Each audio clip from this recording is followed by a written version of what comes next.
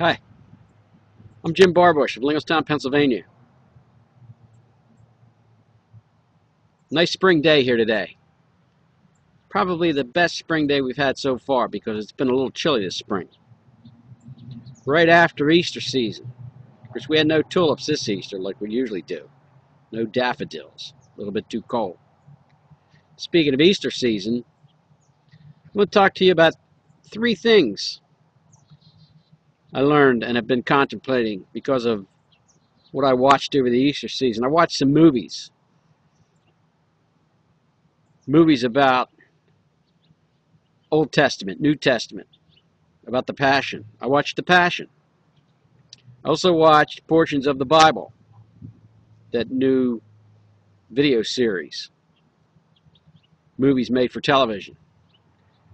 And 3 things struck me. The first thing was when Peter met Jesus. This is in the new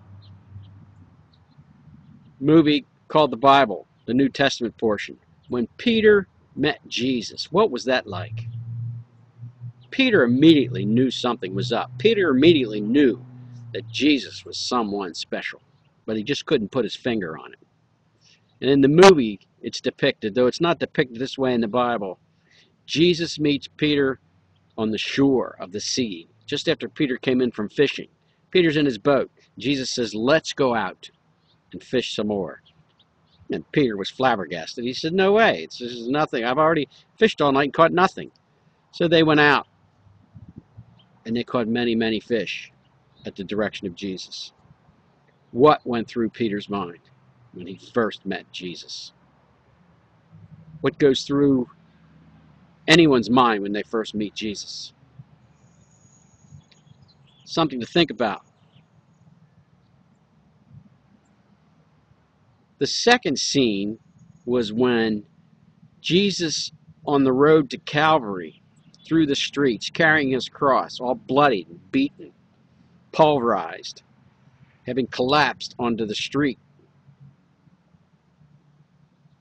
In the movie, the Bible, Jesus' mother, Mary, comes up to him to console him. Now, it's not depicted like that in the Bible, but it's a good picture to think about. She felt so bad for him, but Jesus looked at her, looked her in the eyes and said, Mother, see, I make all things new. Wow.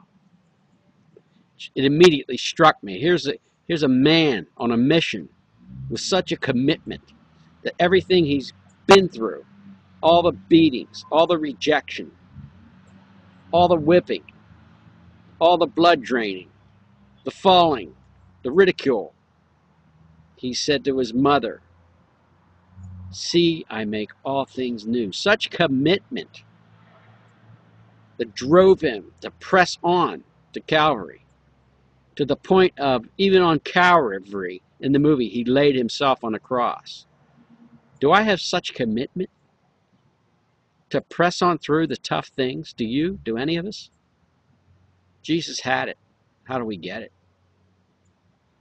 The third thing was after the crucifixion, after the resurrection, and after Jesus ascended into heaven. The disciples going out into the world to evangelize, to preach the gospel, they met a lot of resistance. They met beatings. It's said that 11 of the 12 disciples were killed, several beheaded. Peter was crucified upside down. The only one that didn't die such a death was John, who died on the Isle of Patmos. Such commitment. Again, such commitment to evangelize, to go and teach the gospel. Is that a commitment that I have? Is that a commitment that we have? What does that take? What kind of commitment is that? What kind of perseverance is that? What kind of understanding of truth is that? 3 scenes that really affected me, and I'm thinking about. When Jesus first met Peter, and how Peter was just dumbfounded. When Mary met Jesus on the road to Calvary, and Jesus expressed his commitment to his mission, and when the disciples suffered even to the point of death to carry out the gospel mission. Awesome things to consider. Where are we today? What's our commitment? What are we doing? Something to think about. Take care, be blessed, and remember, Easter's not just one Sunday a year. It's every day of the year. We need to live like it. Take care.